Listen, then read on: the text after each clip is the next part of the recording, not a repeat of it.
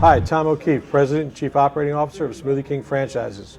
Welcome to this edition of Smooth TV. This time we're going to do something a little bit different. This past week we were on the road where we spent 4 days in 4 different cities within the system doing what we call our town hall franchise meetings. We went from Atlanta to Philadelphia to Nashville, then Dallas, and then today we concluded in New Orleans.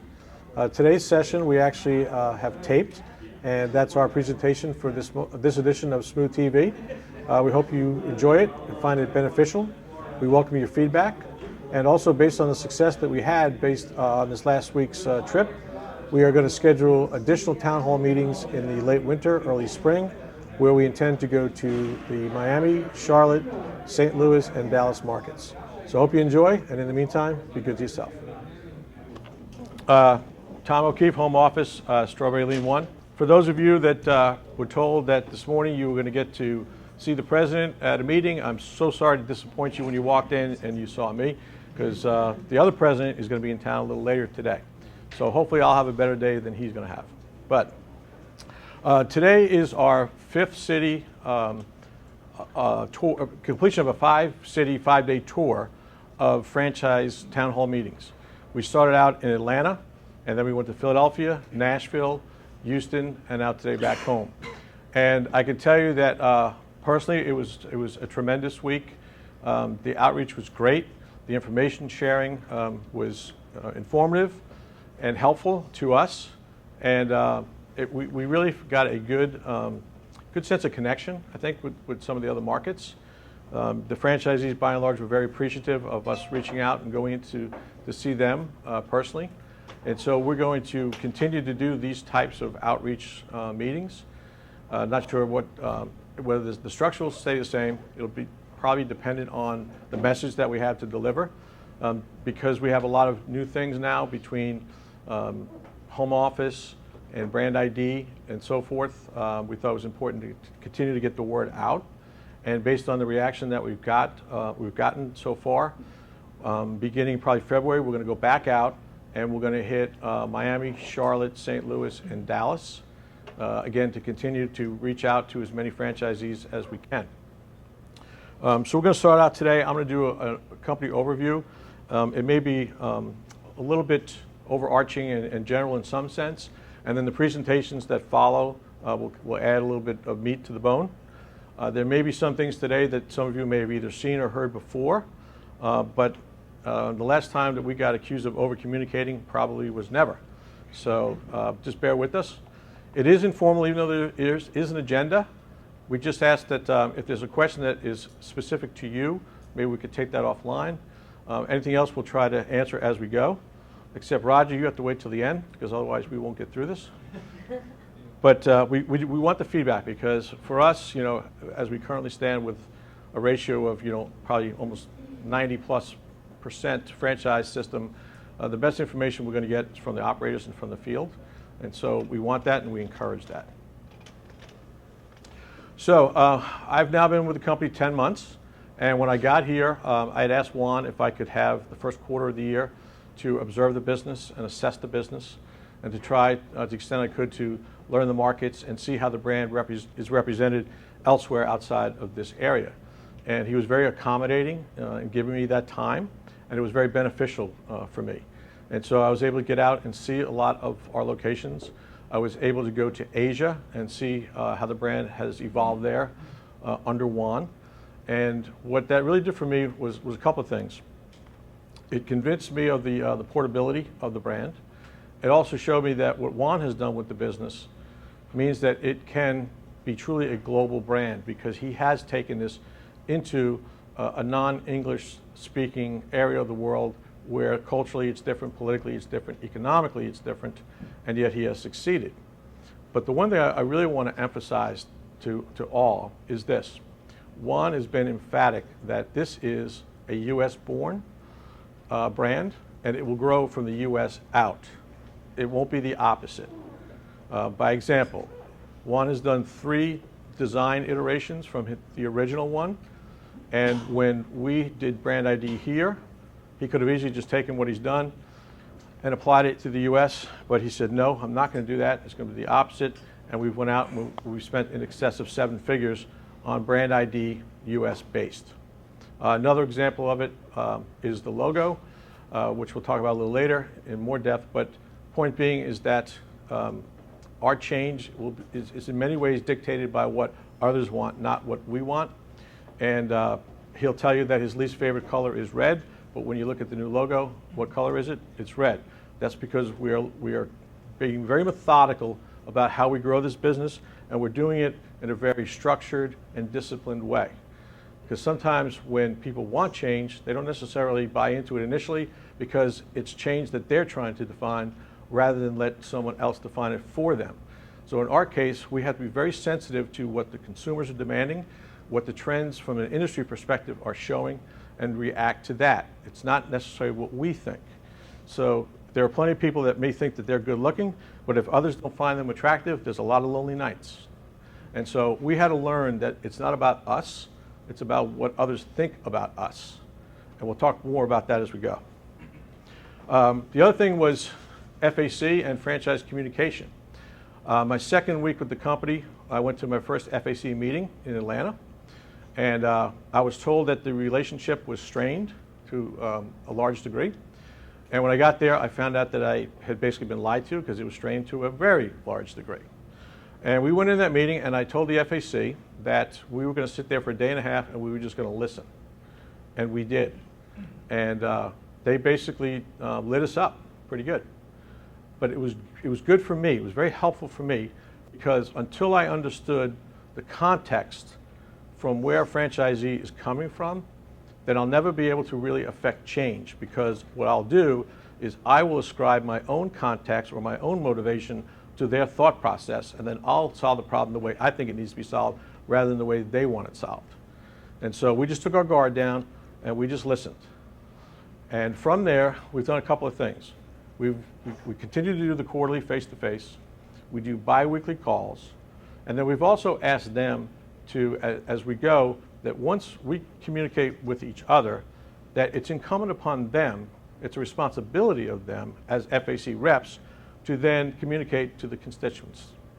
And so that's something that we really need help with, because I can tell you, having been a franchisee myself, that franchisees listen to other franchisees a lot differently than they'll listen to the home office. And so we really need the support and the backing once you buy into something to then spread that word.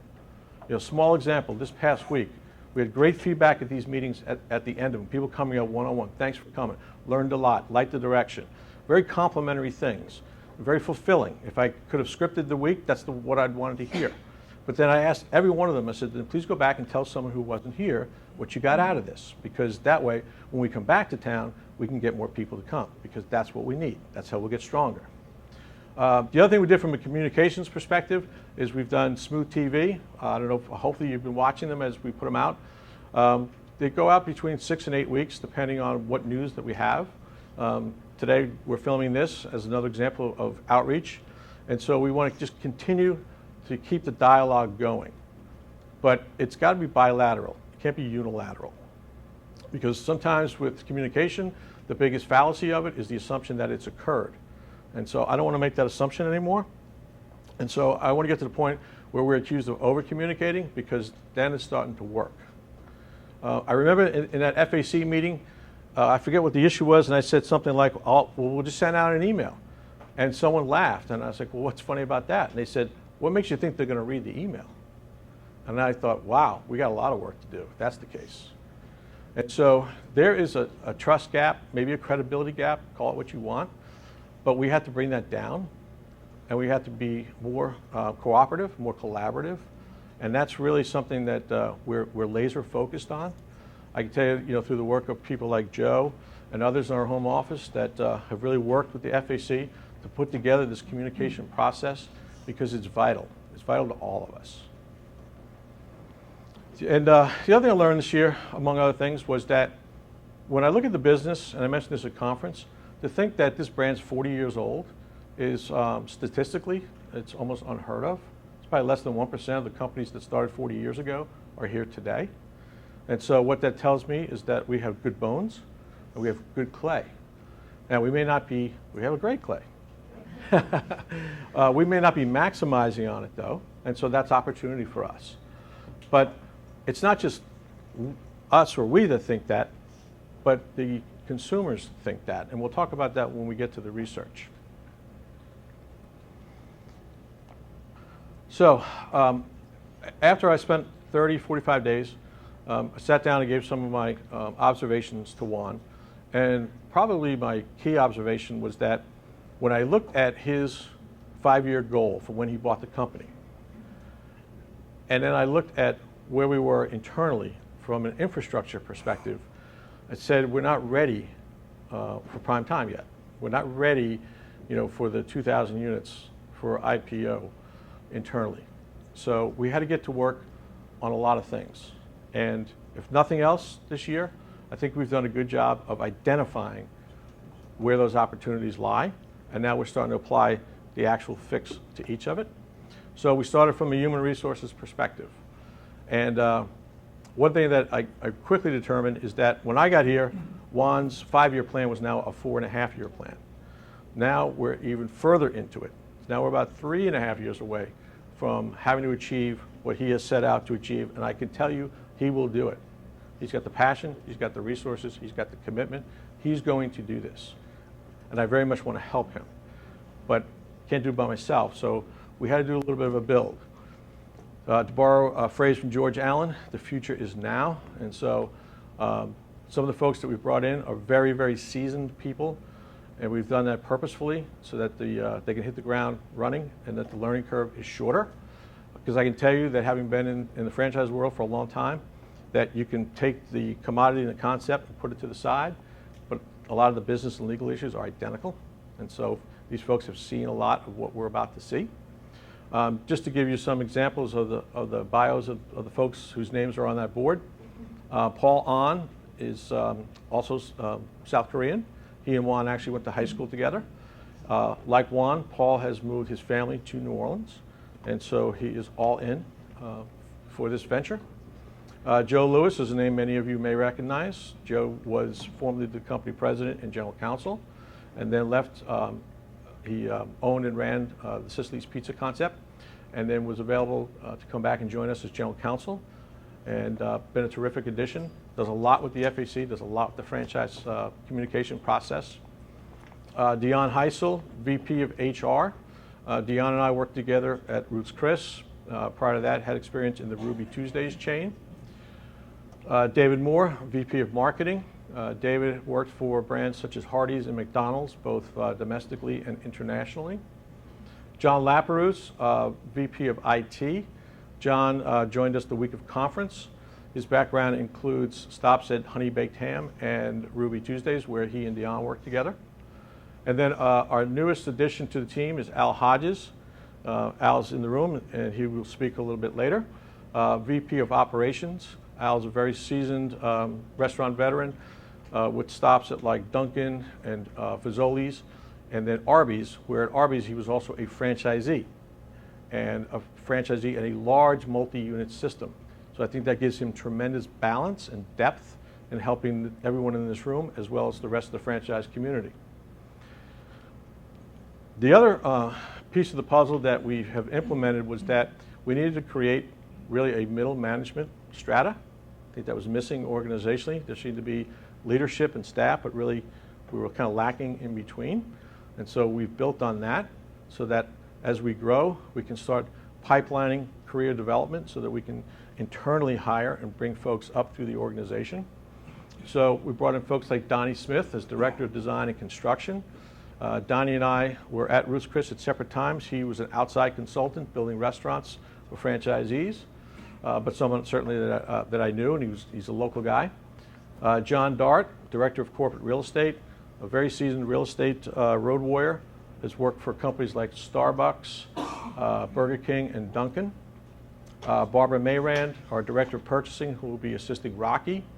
Barbara comes to us from Coffee, Bean, and Tea Leaf, which has taken me all week to get that correct. Ron Stewart, Franchise Construction Manager. Ron comes from the Jimmy John chain, where he was putting out about 300 Jimmy Johns a year. Jane Beelan, HR Generalist out of the Starbucks chain. And actually, we have another hire that's not on the board, and that's Betsy Riggs.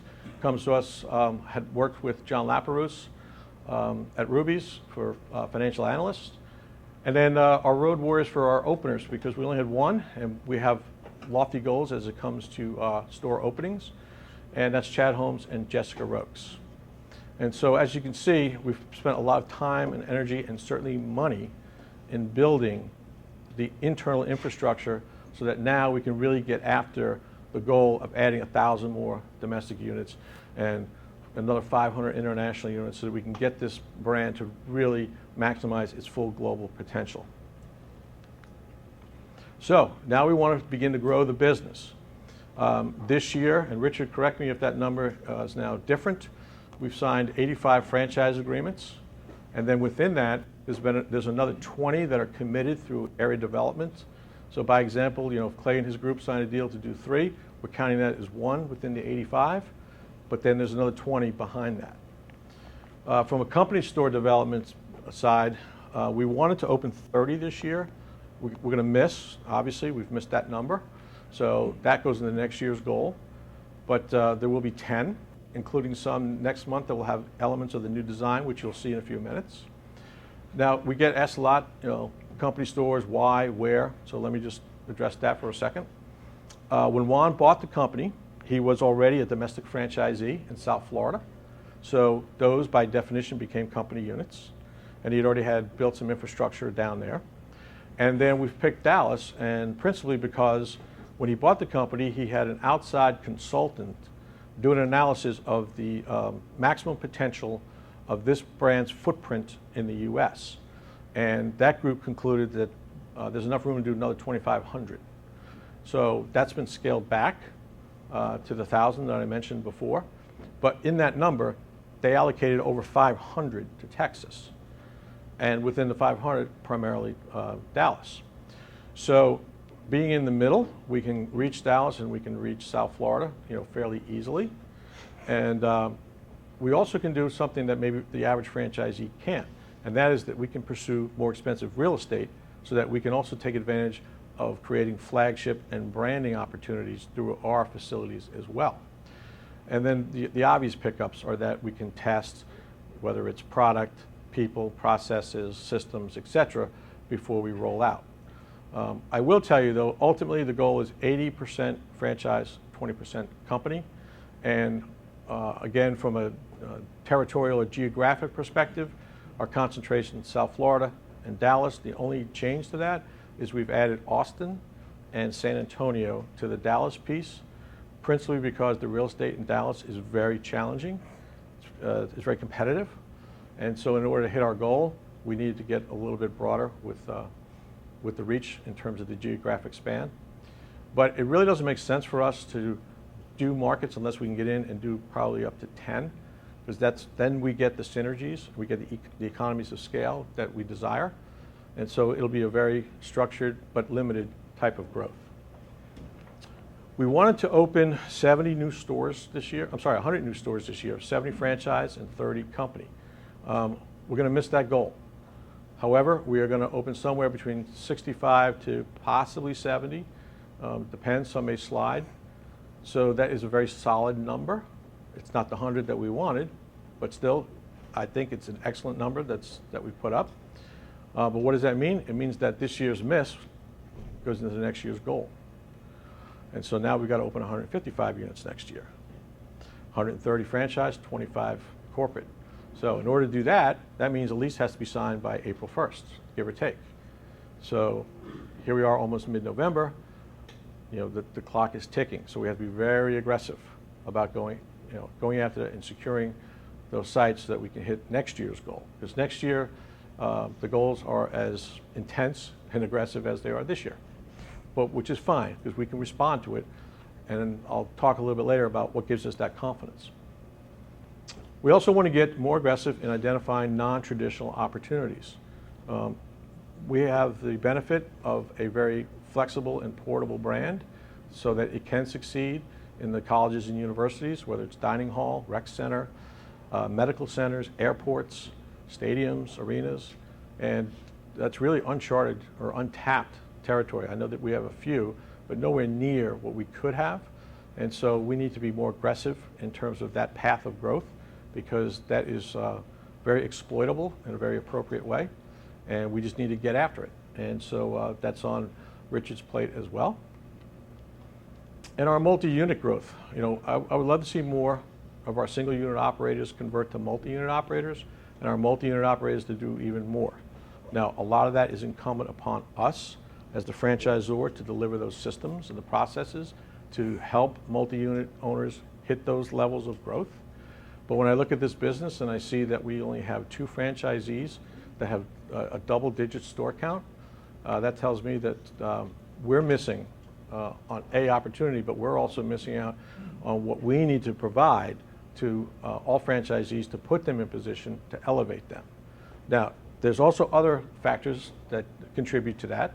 The franchisee that maybe signed 4 or 5 years ago that could get an SBA loan, that could get a landlord to do build out, that could get equipment loans. Well, if everything else is equal, that person maybe can't do the financing on their own, or they can't handle the build out on their own. So to some degree, they're going to be a little more hamstrung. We've got to figure out ways to find the resources to help those folks grow. And that is also on our radar. I don't know if you saw it or not, but on Monday, a very nice press release issued on some of our recent multi-unit area developers that have signed deals with us. We're now going to hit markets like New Haven, Connecticut, and Wichita, Kansas, and places that before maybe we would have only done a one-off and then struggled on brand penetration and brand awareness. So now what we're targeting are individuals that can get more units open faster in these newer territories and newer markets, because to us, that will give us a better chance at overall success. We had set out a company goal this year of positive 7% same-store sales. That was our objective. It's an aggressive number, and we're going to miss it. But as of this morning, as a system, we are positive 5.17% year to date. And when you look at that number coupled with the last 2 years, that puts the system up about 23% in that 36-month period, which is very encouraging. It gives us a lot of momentum. And then when I look back at this past year, I don't want to use winter as an excuse because we're not allowed to in this building, but you have to deal with it. But it works the other way too. We had a great winter the prior year, so we were lapping tougher numbers. So I get that, but the only thing good about a bad number is eventually you get to lap it. Okay, so now coming into this winter, we'll be going up against a bad number. So that's encouraging, very encouraging. But there's more encouragement in that number, our 5.17. And it's this. When I track what other companies, other restaurant, QSR companies are doing and have done, the top 100 in the country, year to date, are positive 5%. And we're positive 5.17%. That puts us in that category with those types of companies, which is extremely strong. However, those companies, the ones that have already published their 2014 guidance, are taking down their estimate for that metric to low single digits. So they're predicting flat to 1 or 1 to 2% same-store sales growth for next year. We went as a leadership team to Mobile, Alabama 2 weeks ago, and we committed as a team to positive 7.25% for next year.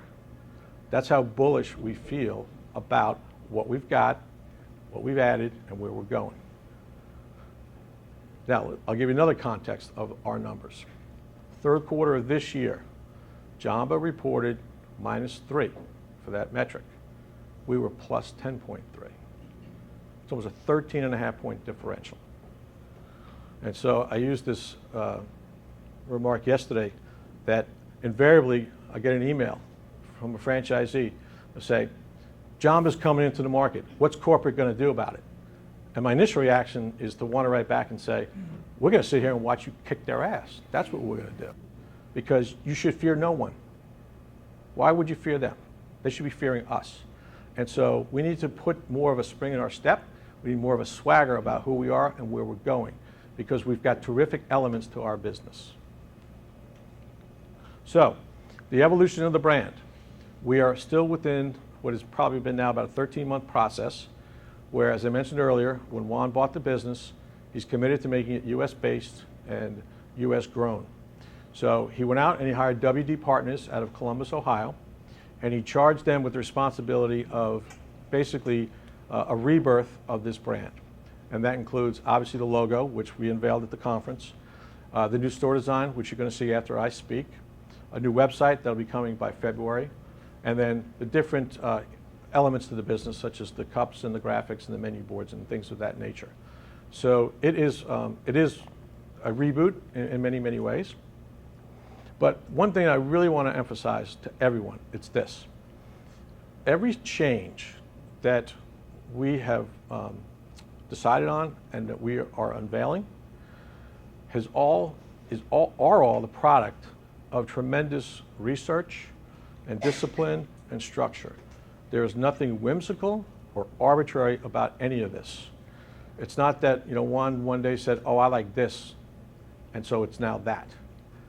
It's been the opposite, to the point where when we were going through the logo, and I'll be honest with you, I'm still warming to the logo myself. In some applications, I really like it, and others, I'm still like, I don't know. But I really literally got to the point where I had to tell myself, you have to divorce your emotions from this, because it's not about you. It's about what that consumer and that potential consumer and our current guests and our future guests, what they want and what they're going to demand from us. And so the first thing that WD did was conduct about 6,000 internet surveys in 3 countries, both demographics from the male, female, and from about 20 or 25 to about 55 age groups, different levels of income, and really learned a lot about the definition of what the consumer thinks of us. And it was tremendously, A, consistent, and B, helpful. Because then we took those initial findings and then we put them through focus groups in 4 cities. And the focus groups bore out the findings from the surveying. So at least we knew directionally where we needed to go. And so we took that and then we've rolled that into the things that you either have already seen or you're about to see. So my point is that all of this is very targeted, it's very research driven, and it's gotten to the point where I now call it the science behind the art, because there is plenty of it. And as I mentioned, if we don't react to how people judge us or view us, then we're going to slip, and we can't slip. We have to stay ahead. At conference, we also unveiled a new mission statement, inspire people to live a healthy and active lifestyle. It's a very simple statement, but yet it's a very bold statement at the same time.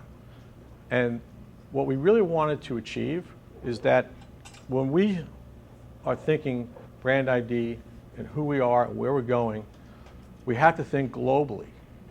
So the point is that if there's a 16-year-old team member in any country where our brand is going to end up, that team member can look at that statement and read it in his or her language and instantly get it and understand it. Because the quicker that happens, the quicker they can invoke it in others. And so while some look at it and say, that's it, well, there's more to that's it, because that carries. And that will carry quickly. And that won't get lost in translation. And then the elements of our design also feed into the same thing. Coming up in December, we're going to have a meeting, our next FAC meeting actually.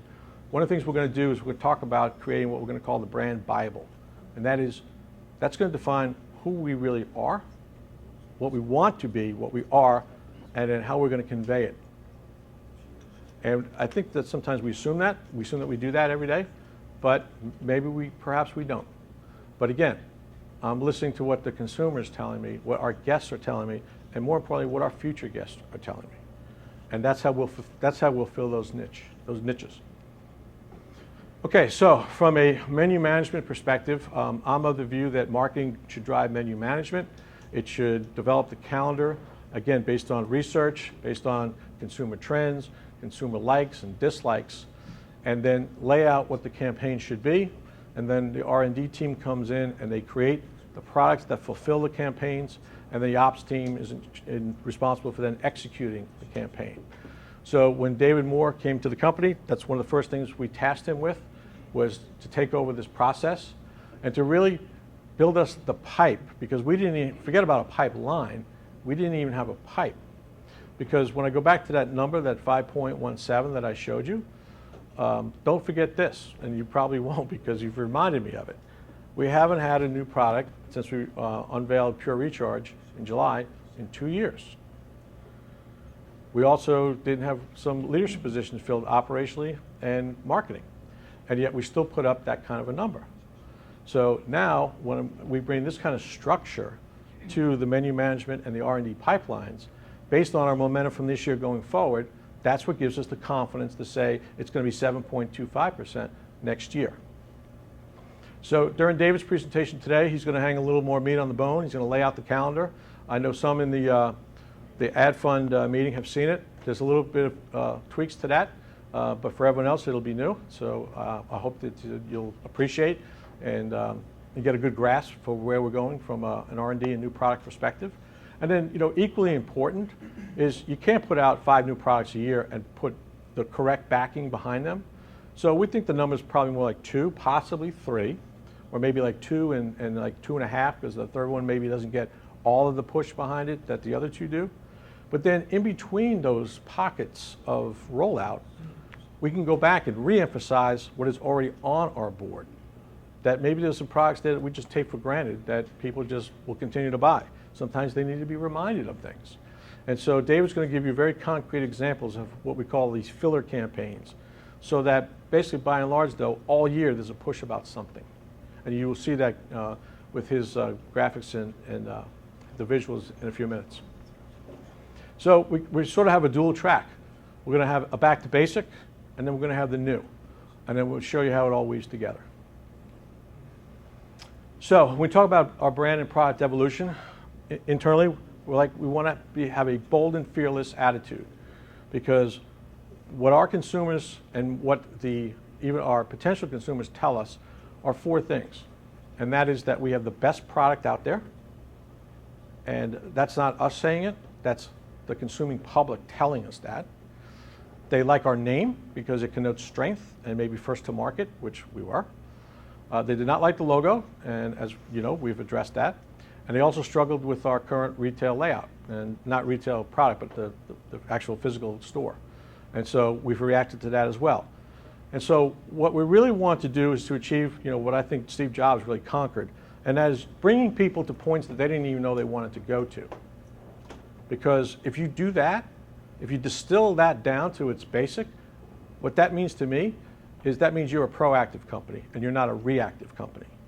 And we need to have more proactivity in our business so that we bring the masses to us. We don't wait for them to come. But that takes some doing, and that doesn't happen overnight, and that is certainly not arbitrary or whimsical. That is focused, and that's why we're going to apply much more discipline and research and attention to elements like that, and rather just sit there and say, well, why don't we try this year? That's not going to happen.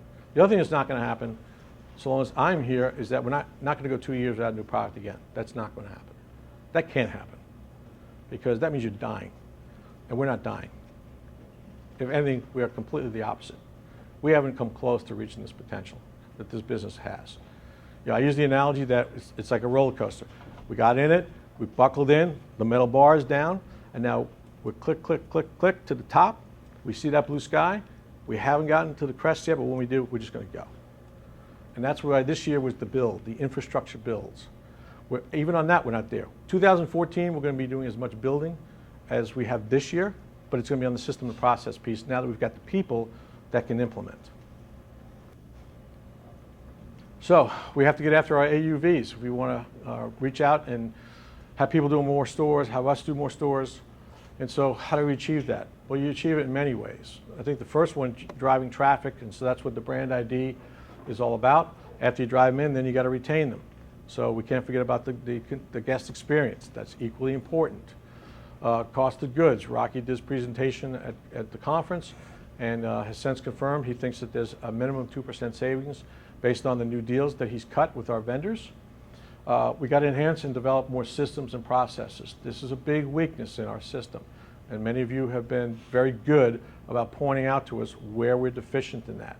So items like the menu management, the R&D pipeline, evolving away from the old QA into the new business review process, our training and our technology. You know, when we talk about where we're going, we have a great product, we're going to have a great new design, but if we don't give the experience, then we've missed. So it's the old, what's the most important leg on a three-legged stool? Well, they all are. And so we've got to really shore up that piece of the business as well. Catherine will address that during her presentation later. And then technology. You know, this was a real big gap in our business. In order for a business to move faster, information has to flow more quickly. Our information doesn't flow quickly enough. The content is not deep enough. So John Laperouse has come in. He's done an exhaustive analysis and assessment of our business. I asked him if you could have a blank checkbook for next year for what you want to create, what would that number be? And he said $4 million and 6 people. And so I can't give him all that next year, but we're going to give him $2 million and however many people that he can get Dion to approve. But the point is, we are going to do a heavy IT infrastructure build next year from a monetary perspective. Okay, so growth. Some of these topics I've touched on already. We would like to triple the domestic footprint and quadruple our international footprint. That would put us at the 2,000 units in 5 years. We'd like to maintain the 80-20 ratio that I mentioned between franchise and company. We would love to have more multi-unit operators in the system, either out of the current base or new. And then the international expansion, we think is wide open. We're already in Asia. We're as you all know, South Korea and Singapore. Singapore is a very interesting market. I analogize it to Las Vegas in that it's a one-dimensional place. Rather than gambling, it's shopping. And so when you go down the main drag, which would be like the equivalent of their strip, you see all these buildings that appear to be hotels, but they're not. You walk in, they're shopping malls. And the most expensive brands are at ground level, and then as you go up, the prices go down, and then all the food courts are in the basement. And it all ties in with subways, subterranean, and all kinds of passenger tunnels. And there's 1 million tourists a year that go through that city-state. And so for us to be there is a huge branding opportunity. It's the gateway to the Rim and Australia. And it's not cheap. The rent's about 40 grand a month. And so we're hoping to break even. But we're getting our name out there. We're doing the same thing in Dolphin Mall in the US when we do the new design. The Dolphin Mall, Richard, what's the rent on Dolphin Mall? $28,000 a month. But why are we doing Dolphin Mall? Because that's the gateway to Central and South America and all the tourism that flows in and out of this country from those parts of the world. So it's exposure, it's branding, and we're going to do more of that. But that's where this international piece can really open us up in many, many ways. We're also looking at the Middle East. Brett Cunningham was there last week, and I think that's a part of the world that our business can highly succeed in. But what we're doing, as you can tell, is it's not just about saying we're in a country and putting a flag on the map. There's a purposeful reason why we're targeting certain parts of the world. And it's as much about making our brand known to the consumer as the Starbucks and the McDonald's and the KFCs globally. So we want to educate, we want to inspire, and we want to energize. We want all of you to feel that. We want all of you to take that back to your teams, take that back to your units, take that back to your guests. Because we have what I call a very compelling story to tell that we are not currently telling in a very compelling way. And that's what we need to start doing. And that's across the board. It's every element of the business. Because that's opportunity. That's our blue sky.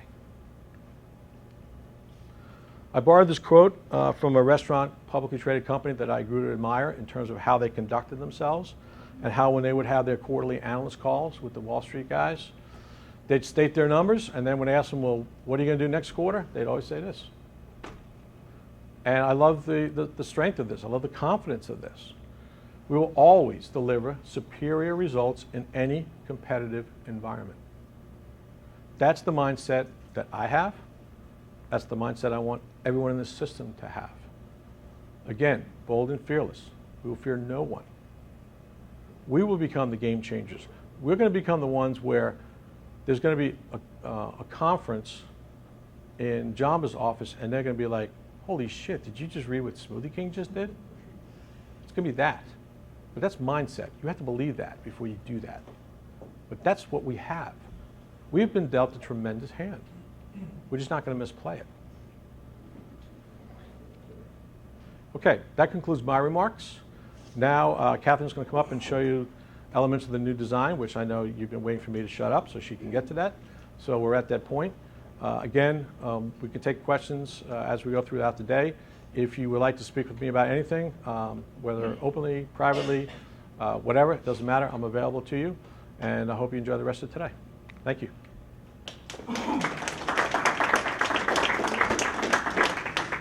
So I'm going to talk about store design, show you the direction we're moving in. But before I get to it, I am going to go over about the consumer research and what our guests said about our space.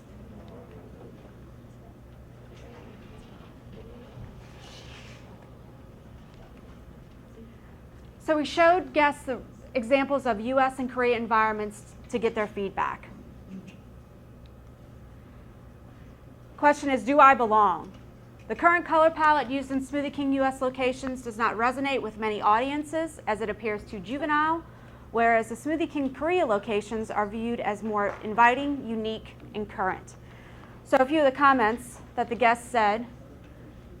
It's inviting bright colors, although it doesn't say smoothie sold here. It looks like a blender blew up inside the store with all the colors. The outside of the building is dull versus the inside. It just doesn't match. Can I hang out? The respondents found the space to be unwelcoming and sterile, does not communicate a sense of comfort and community. It looks like a convenience store. The only thing missing is the lotto and the $5 on pump 2. It doesn't look inviting to me. It looks like you can just walk in. There isn't much social interaction due to the industrial feel. The stuff in the front of the associate keeps you from seeing what they are doing. Some of the responses, it will make you go, really? Where did they go? Our smoothies made here. The brand name showcases smoothies as the main visitation driver. However, the space does not present smoothies as the hero product due to the hidden process behind the counter and additional merchandise in the store. Seems like they're trying to be more than just a place that sells smoothies. It's like they're trying to be a nutritional lifestyle center. They're trying to do too much. I can go to GNC for those supplements. I wouldn't feel comfortable buying my supplements from a smoothie place. The food in front of the counter and other merchandise makes it feel like I'm at a Wawa or another convenience store. Is it fresh? Quality and food attributes in the QSR space are becoming more important to mainstream consumers. Show me the fresh fruit. I want to know where the fruit came from. Give me the stats, the facts. It's not just about seeing the fruit, it's about the smell. People being fresh can be by smell. Makes you feel like you are doing something good for yourself. Clean your mops. Grab a bite. Offering convenient food can be viewed as helpful to on-the-go consumers, but they must be healthy and portable. I think selling snacks would be the smartest thing to do. Smoothies are good enough to fill you up, so you wouldn't really want a sandwich. But a granola bar or chips would be good. That's one of those responses makes you go, Grab a meal. Respondents reacted well to the idea of Smoothie King selling food as long as it's healthy and the wellness was the focus of the brand extension. I don't think hot cooked food would be a good fit, but I would buy wraps, sandwiches, and salads. Oatmeal would be a good fit too. So then we showed them different competitors and emulators to get their feedback on what they thought. Raw materials give strong, healthy, and natural impressions, but can come across as cold and industrial. Displaying ingredients immediately indicates freshness and quality. Bright colors and vivid environments are welcoming, but speak to treat, dessert, and do not cue natural. Darker cafe setting is inviting and premium, but doesn't communicate freshness or serving meals. So before I show you, we're going to go over who we are. So our mission, inspire people to live a healthy and active lifestyle. Our position, we are the creators of the original smoothie and the premier alternate to unhealthy food. And what's our promise? We create experiences that educate, inspire, and energize. We make the world a healthier, better tasting place every smoothie, every time. You agree? Now, set this up. This is the Cadillac version, standalone building. We probably have very few in the system that look exactly like this. What's the cost? We're working on the cost. We've gone through probably 3 estimates already, and Donnie's doing some value engineering. Our first location will open up December in Fort Lauderdale, Oakland Park location.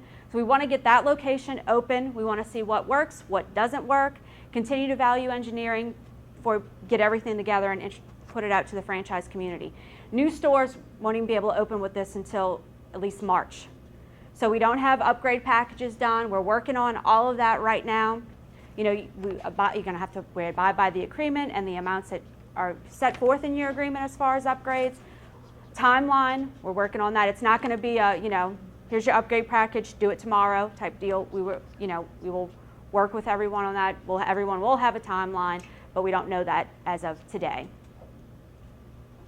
So this, we're going to go through it slow so everybody can kind of soak it in, because I've been looking at this for a while. So if I tend to speed up, just tell me shut up and stop, and so you can check it out. But we'll go through show the exterior, the interior, and then we're going to break it down by exterior and interior pieces. So the exterior of the store, you know, notice large signing, make it, you know, this is not dull anymore. The watermark and the crown. Seating, we're promoting a healthy and active lifestyle, so we got the bike racks out front. So then the interior. The floor is darker, it's more of a mocha grout as well, and Donnie's keeping about cleanliness and everything about that, so that is all part of consideration. The seating, you know, we want to make it welcoming and inviting. Guests told us they would hang out if we provided comfortable seating. As far as sound, Donnie's working on the ceilings to help the sound. The Vitamix quiet blenders are much quieter than the current ones used, because we understand folks aren't going to hang out if they can't talk to one another. And in some of our environments today, you can have a hard time hearing the guests, so we are paying attention to that as well. So we have the seating in the front here. This is the retail wall here. I'll show you, and then the bar, of course, and the menu board. So now we're going to break it down and show you the ins and outs of it all.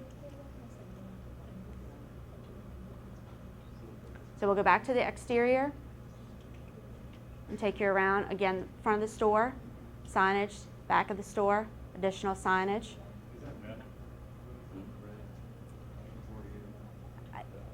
Is it metal, Richard? Yes, sir.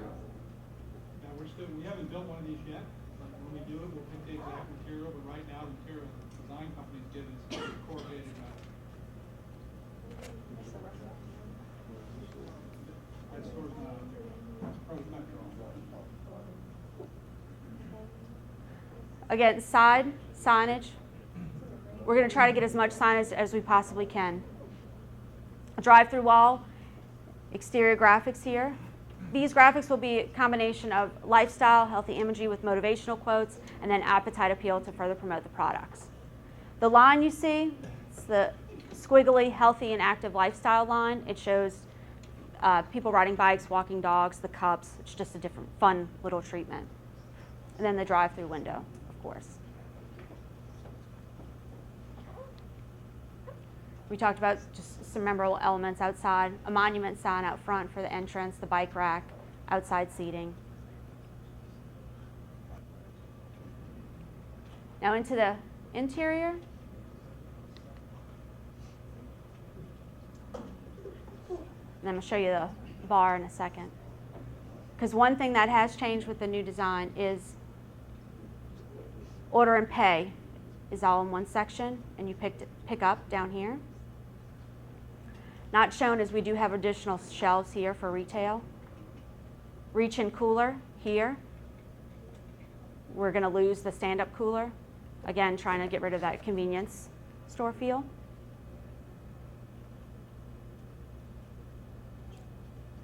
Large wall graphic here, blenders, be good to yourself tagline, menu board. This is not the exact menu board there, just for placement.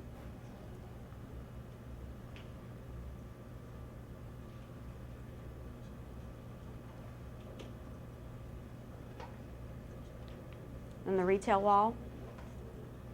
See again the healthy lifestyle line treatment.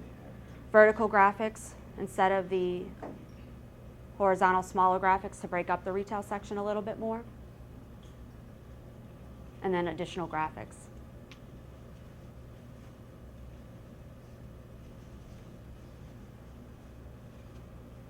And then the wall when you walk in.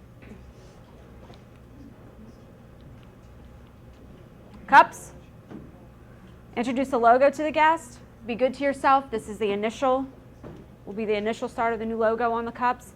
They will all be the same color. As the cups continue to evolve, we won't stick with this cup for 5 years. Cups will continue to change. We roll out veggie smoothies. We'll have a green cup. We'll have a veggie smoothie cup. Things like that. So, but this is the new cup design. There's still styrofoam. Yes. On the styrofoam, we are looking at other green-friendly cups. The Chicago airport has to go to no styrofoam, and the Grove has a location there. So we're looking at those elements now and see what will work for them. So we'll have something in a live environment. Uniforms are out. They're available right now. Now I've gotten feedback. The logo's too subtle. We want something that pops out more. Looks like something spilled on the shirt. Again, this is another one that will continue to evolve. Go into a more fitted look versus the tucked and untucked. If you're still wearing the beefy tees, it has to be tucked in. Okay, you guys ready? Well, the good news is Catherine mentioned at the beginning of the presentation there was a limit of 25 questions or comments, so I think we used all of those in the first half. So this should go relatively quickly, right, Roger? Exactly. Okay, will do. This is a presentation that, we've had some meetings with the New Orleans group, with Baton Rouge. I know there's some other folks here, so this has kind of grown and evolved.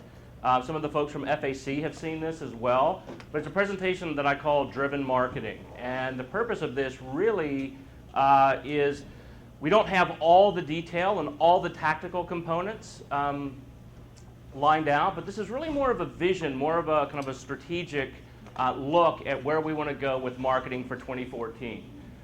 So Driven is really nothing more than an acronym, and as we go through the presentation, the D, the R, the I, the V, the E, the N will gain more meaning and context. The D is really just nothing more than an objective, which is to drive the kingdom. And what we want to do is build our loyal customer base, because we know our loyal customers are going to be our most profitable customers. And one way to look at that is we have different components of loyalty that already exist right now. We've got Fishbowl, we've got the app, we've got text messaging, we've got Facebook likes, we've got have Twitter followers. And so what we want to do is continue to grow those folks, because what's really happened, if you think about these customers, they're people who have opted into the brand in some way, shape, or form. They've said, you know what, I want to be a part of your brand. And I think one of the encouraging things is, as I look around and I follow our Facebook pages and some of the other areas that we have, is I'm constantly surprised at how much passion there is for Smoothie King. And that's a really exciting thing, because we get a lot more positive comments than we get negative comments, far and away. And I'll kind of come back to this about the profitability. Yeah? Good? Okay. And so let me go next, which is the who. And this is really about relevancy. And I'm going to touch on 3 points, which is our customers, our positioning, and platforms. The first is, as Tom talked about, we went through a pretty exhaustive, we've done quite a lot of research already. We've talked to a lot of these groups.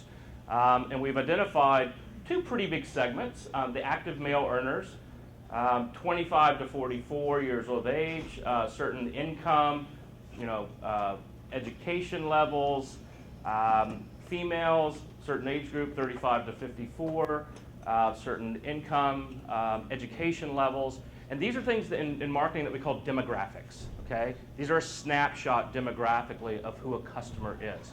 What we want to learn more about is their motivations, their behaviors, their habits, their beliefs, what drives them more uniquely as a customer. And that's where we're going to, over the next year or two, invest even more money to understand them in a much more rich way. And I'll keep coming back to this customer as I go through the presentation.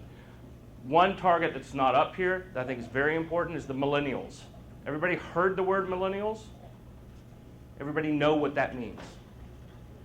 Let me explain it real quick. A millennial is basically someone born 1982 or later.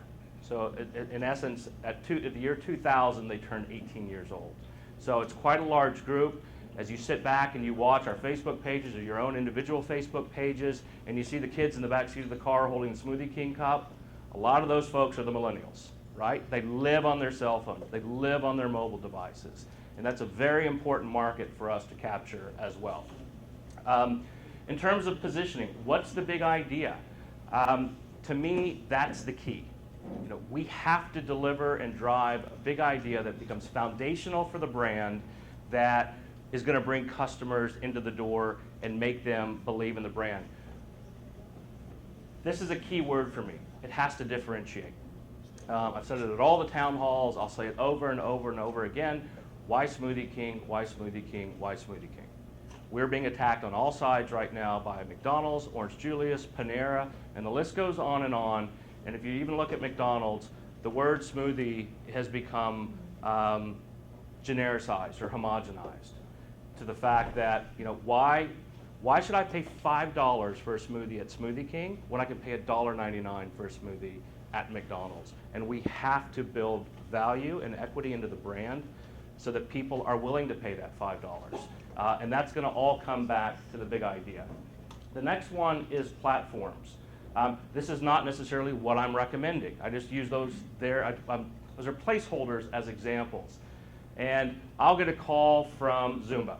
And they'll say, oh, over here in Orlando or Miami, we have our national conference and there's 8,000 people coming and it's only $30,000 to sponsor us.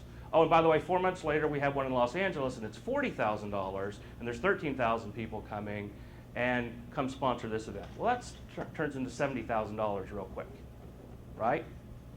And so again, like I said, I'm going to keep coming back to the customer. What we're going to do is look at who our customers is. We learn more about them and what are the activities they're involved in. I'd like to go out and do maybe 3 or 4 national programs with key folks so that we deliver that active part of our inspiring people to live a healthy and active lifestyle component of our mission statement.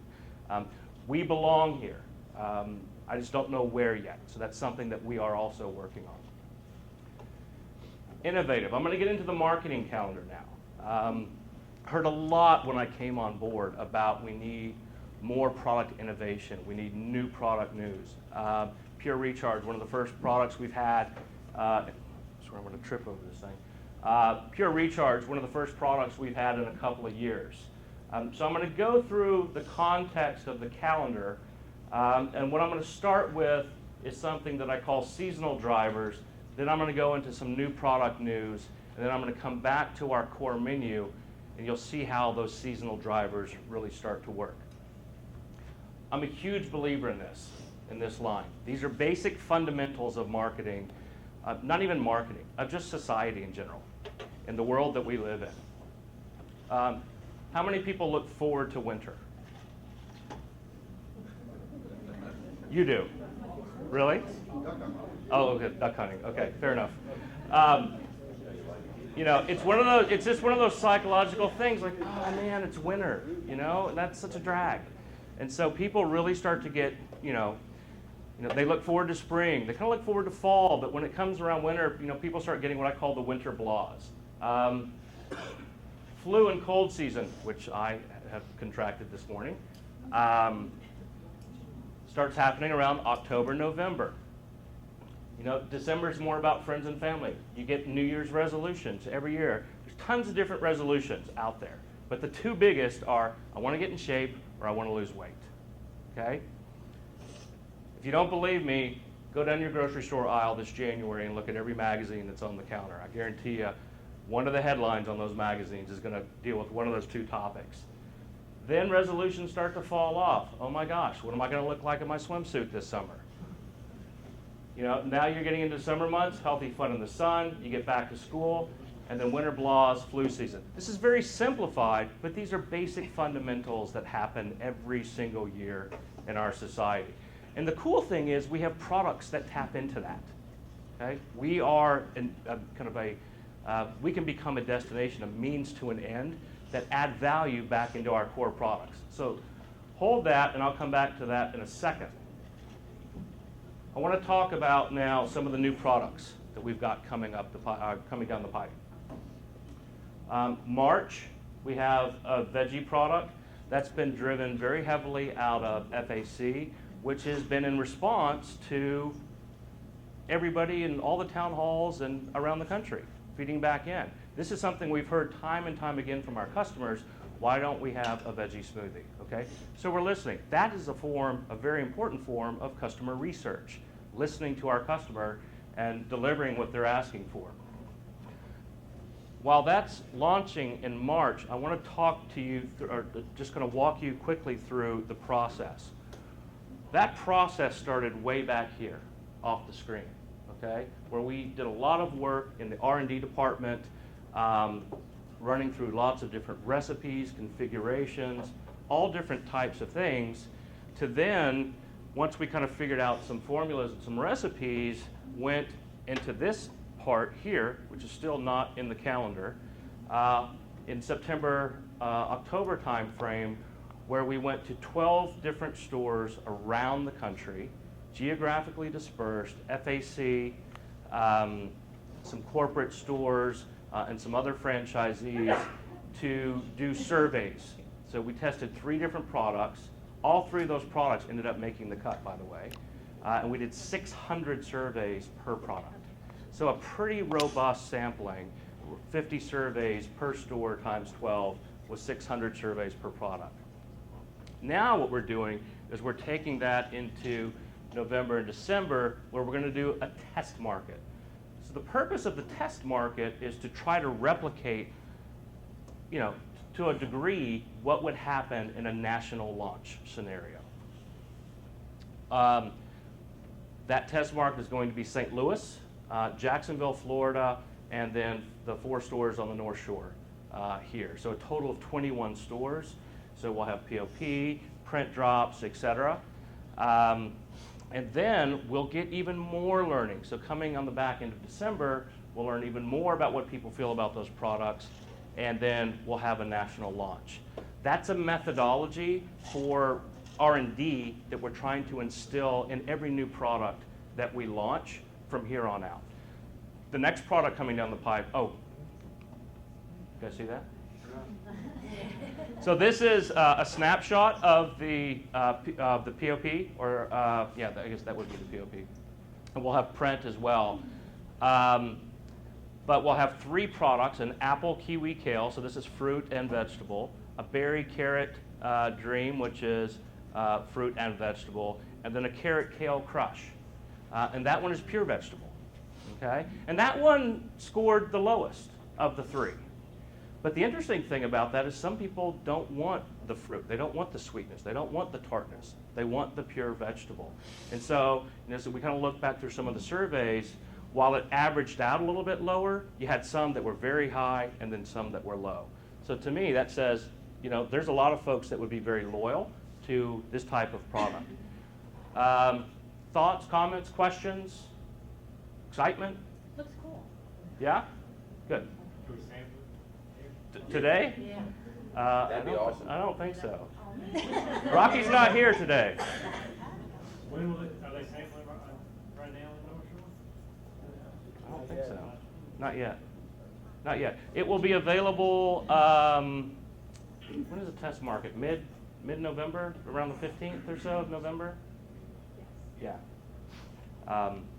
Okay, so then now moving forward, the next product down the pipeline is coming, that would be really more of our summer program, which is a Greek yogurt product. Still, yes, Travis? Can you share with everybody how those smoothies are selling and our competitors, like a tropical smoothie? Would you like to? Just for you, the skeptics of the vegetable smoothie, the vegetable line at Tropical Smoothie Cafe, that's their best-selling smoothie. They're doing phenomenal with it. So our nutritional and taste profile is much better than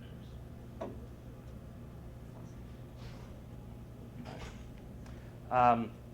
So on the Greek yogurt, has anybody heard of the brand Chobani? Raise your hand. Okay. Chobani went from a $0 company to a $1 billion company in 5 years. They single-handedly converted the market from regular yogurt to Greek yogurt. And Greek yogurt is the thing now. And it's perfect for us because we're all about products that are better for you, and the nutritionals on Greek yogurt are much better than regular yogurt. We had a conference call, Rocky and I had a conference call with Chobani about a little over a week ago, and we talked about our missions as companies and what was important to us. Chobani talked about theirs, found a very positive alignment between what we believed in as brands. And so, fingers crossed, we will have a co-branded Greek yogurt smoothie with Chobani for summer, which I think could be very, very powerful for us. Also, it could be a real key day part driver for us at breakfast.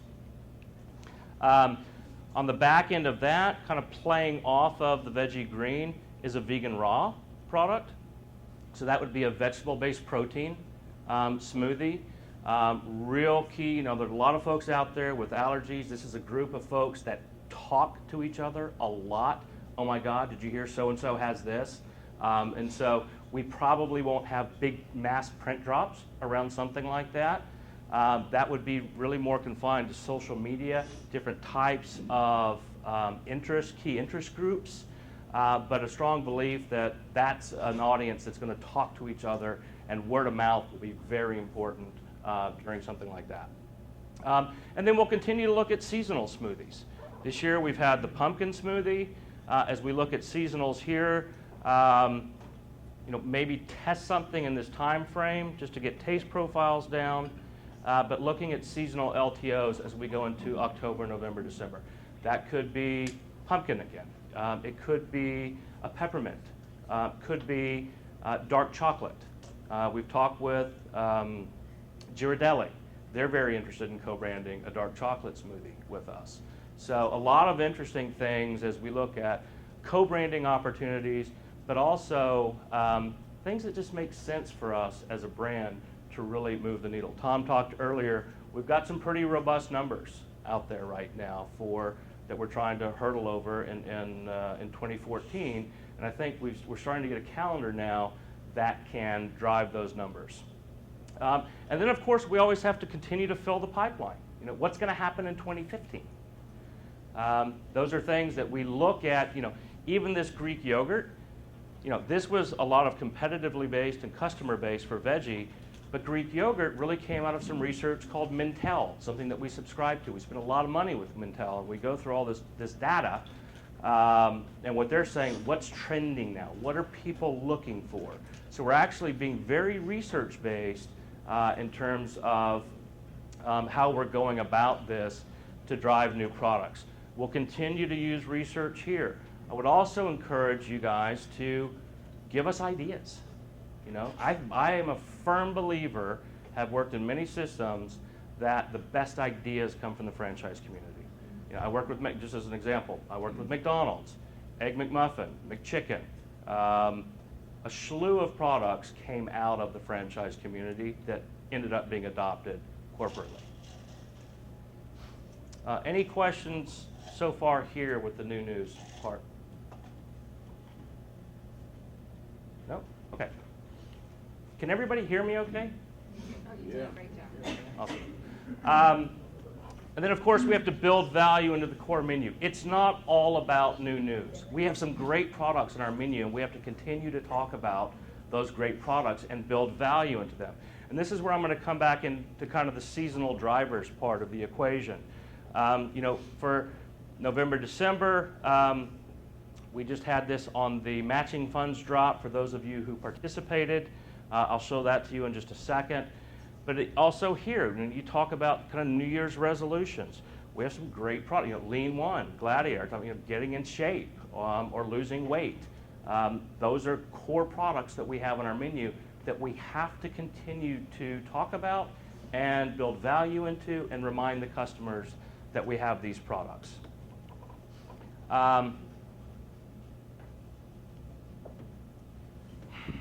This really is communication strategy in terms of where do we talk to customers.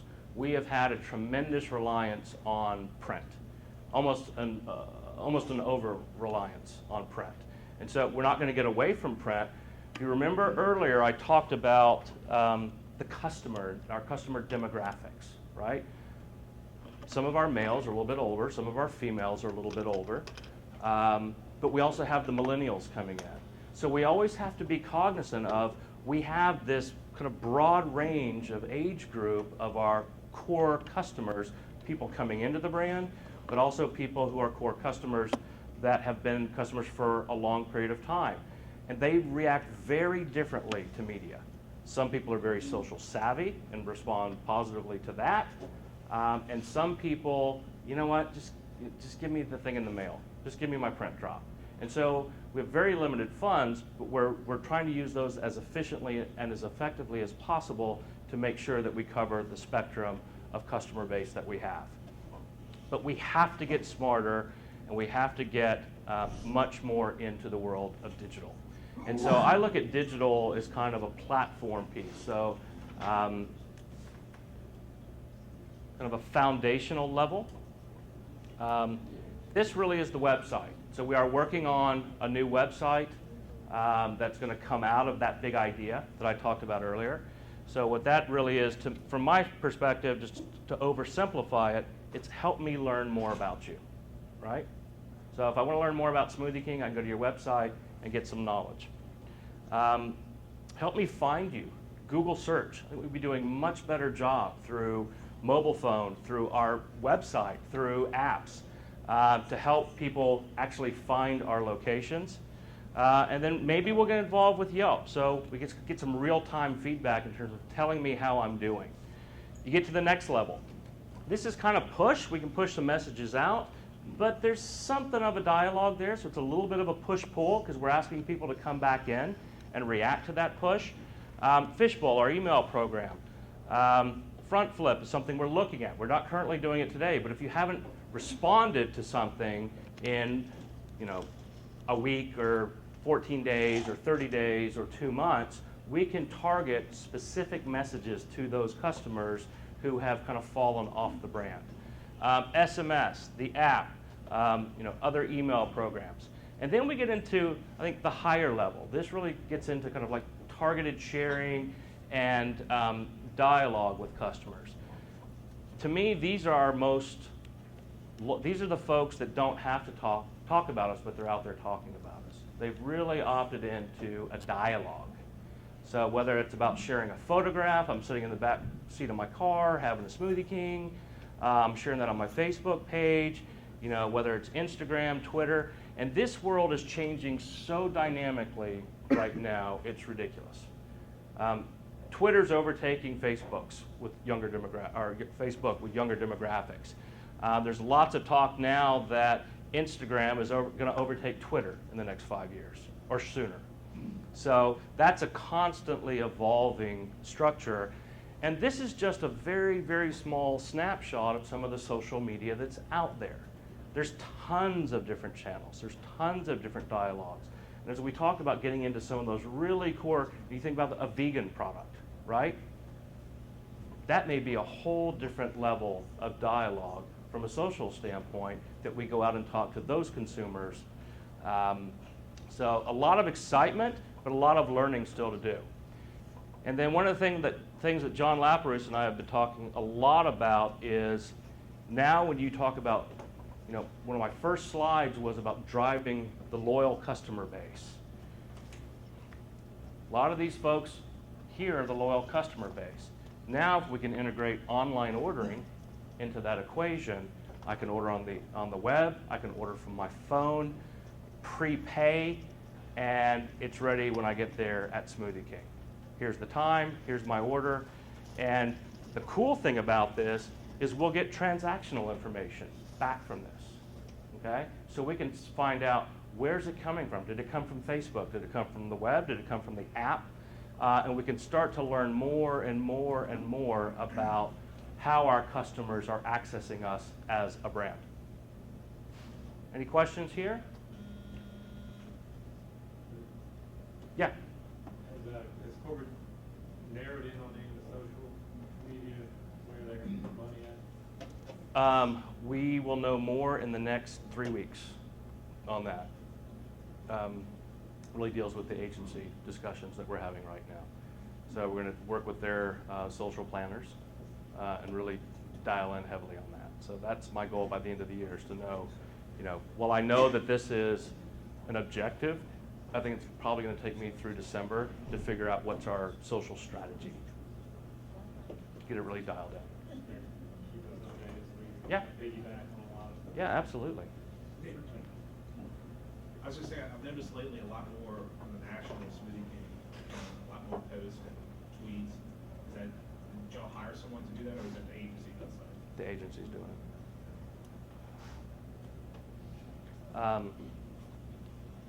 Okay. One of the things I've been wanting to do is to elevate the creative, so an engaging look and feel. We've been meeting in hotels the last 3 days, and the hotels have had little notepads out with pens. We don't have those here today, but we're going to play a game. Very quick. You get a half second per image. So it's the name that brand. You guys ready? So there'll be 3 different brands that pop up very quickly, and you have to tell me what they are. No, keep it to yourself. Hold on. Don't scream it out. Okay. Who is this? From? Who is this? Right. And this is something we're trying to do. That is something that, those were probably up there for half a second, maybe, right? But through repetition, you know them instantly as a brand. And these are brands that have lots of money.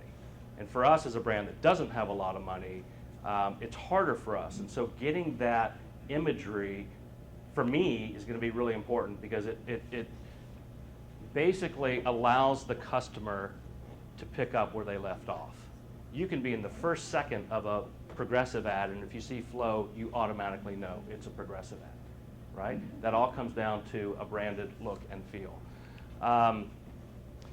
This came back, a lot of this started, there's an agency called TBWA Chai Day, who, all these agencies have their branded beliefs and feels, but they have something called disruption theory. When everyone's turning left, you turn right, okay? And this is the principle that they launched the iPad on. So everybody was talking about gigabytes and functionality and play buttons and pause buttons and how many songs it could hold and everything else. And they came in and said, forget all that. It's about the emotion. It's about what the product, how it makes you feel. What does it do for you emotionally?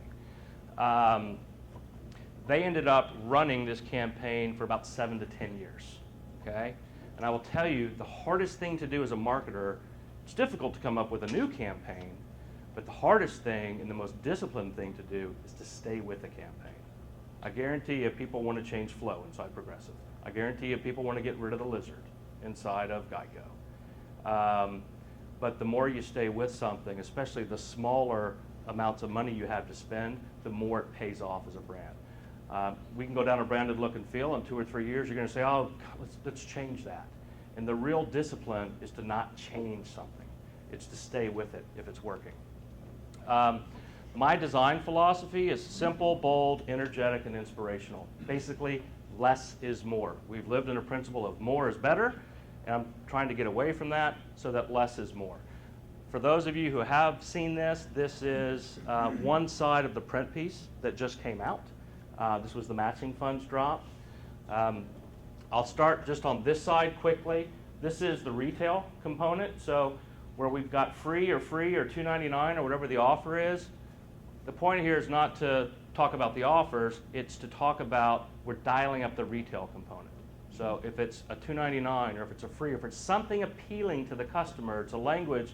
If I'm looking through a book of coupons, free is going to stick out to me. So give me that moment to pause. We talked about the simple, bold, energetic imagery. Smoothies, to me, it's not about just the fruit. That's the homogenized world right now. Barriers to entry are very low. If I have a blender and I have fruit, we're seeing it everywhere, then I have a smoothie, okay? A Smoothie King smoothie is, what does it do for me? How does it make me feel after I drink the smoothie? The seasonal drivers turn winter blahs into winter ahs, and what that does is it helps me energize my winter. Pure Recharge, Power Punch Plus. That now creates a platform for products that are on the core menu. What I want to do is enrich and enhance people's lives.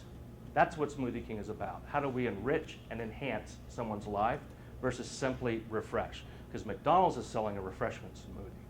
Orange Julius is selling a refreshment smoothie. We have to elevate beyond that to get to the price premium.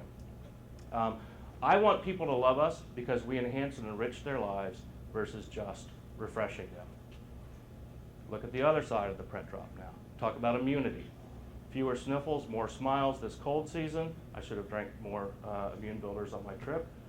But then again, a platform, Power Immune Builder, Orange Caban, Pomegranate Punch. And then even, playing with the coupons a little bit and integrating the colors of the coupons into the creative. One of the other key things that we've done on the couponing side is we're being suggestive instead of restrictive.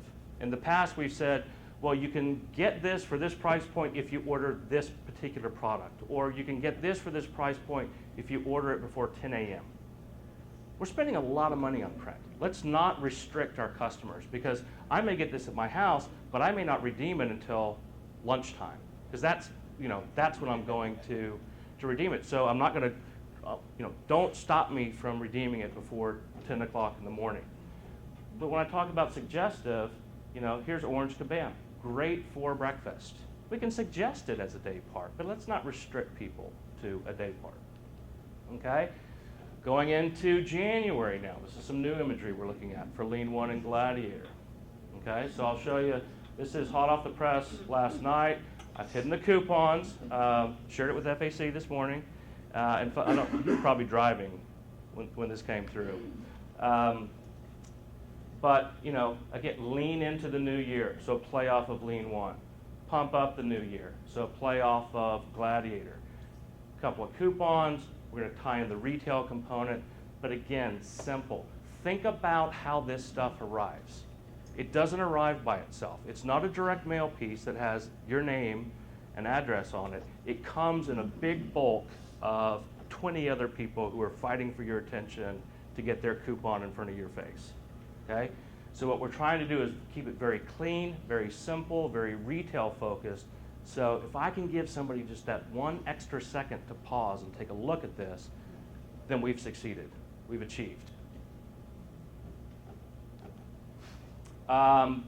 Branded occasions of usage. This can get, let me go back here before we get, because that could be contentious. Thoughts, comments, concerns? Powerful suggestion. Yes. Yeah, it is a powerful suggestion when you look at it. Great. Suggestion. Thank you. Yeah, and the feedback, the great thing is around the town halls, the feedback's been pretty unanimous that folks like it, which is great. So that's working its way into the store level POP and the outdoor snack frame? Yeah, we're looking at using this imagery into the POP as well, so we'll see that start to pop up. It's going to be tough with some of them because there's some that are real thin and horizontal, very skinny and long, and some that are real skinny and tall.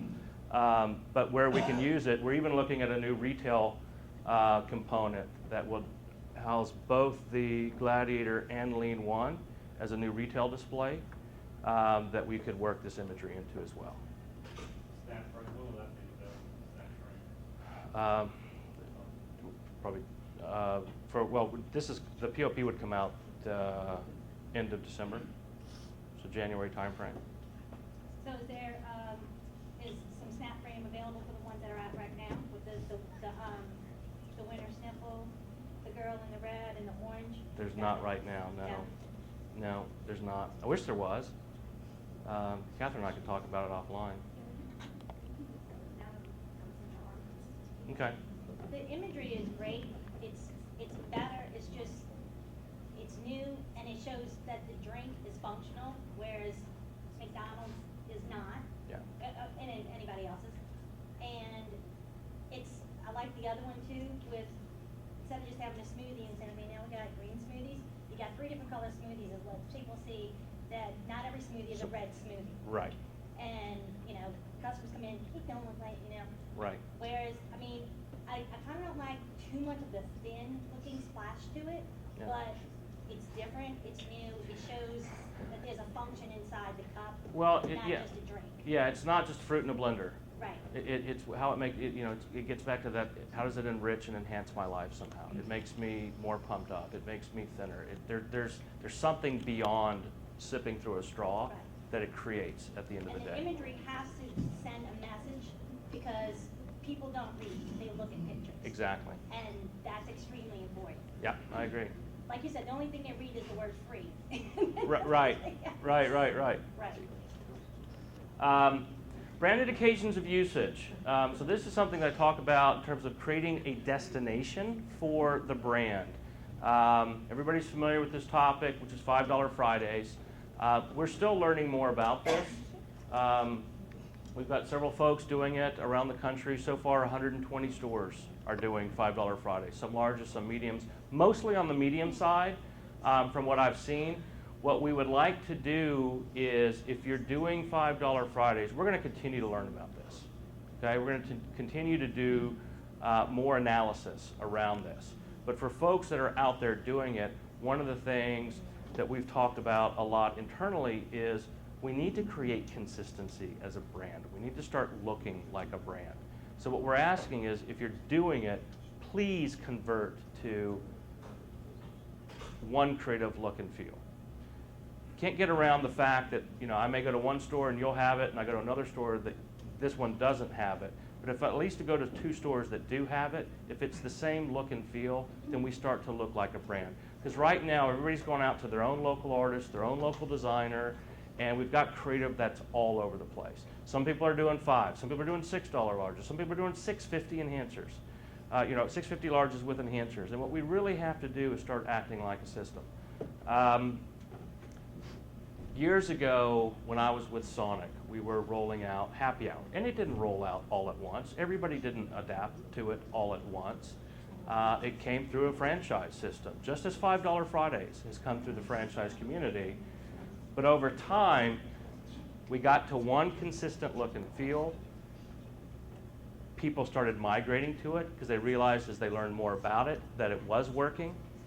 And now you'd probably be hard-pressed to go to any Sonic in the system, no matter where you are in the U.S., and not find happy hour at a Sonic from 2 to 4 o'clock in the afternoon. It didn't happen overnight.